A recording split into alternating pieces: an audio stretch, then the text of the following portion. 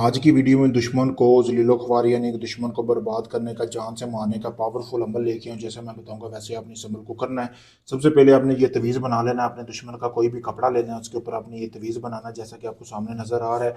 यहाँ पे आपने उसका नाम और उसकी वालदा का नाम लिखना। लिखने के बाद आपने इसी तरह ये तवीज़ बना लेना। आपको सामने वीडियो में भी नज़र आ रहा होगा, रोक कर आप स्क्रीन ले सकते हैं।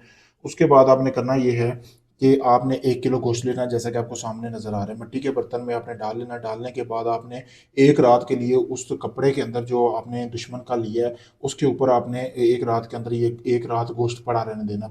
पड़ा रहने के बाद आपने करना ये है कि सुबह जब आप उठेंगे अंधेरा होना चाहिए। अंधेरे के टाइम आपने ये जो है शराब लेनी है। शराब के आपने 3-4 कतरे जो है उस गोश्त के ऊपर फेंकने हैं। फेंकने के बाद या तो वो आप उस गोश्त को किसी भी मगरमच्छ जहाँ रहते हैं पानी में या कोई जानवर वगैरह रहते हैं वहाँ पे आपने उनको डाल देना ताकि वो खा लें। इसी तरह आपने या तो ये परिंदों को डाल सकते हैं। 7 रोज़ तक इसी तरह आपने ये अमल करना है जैसा कि मैं आपको बता रहा हूँ।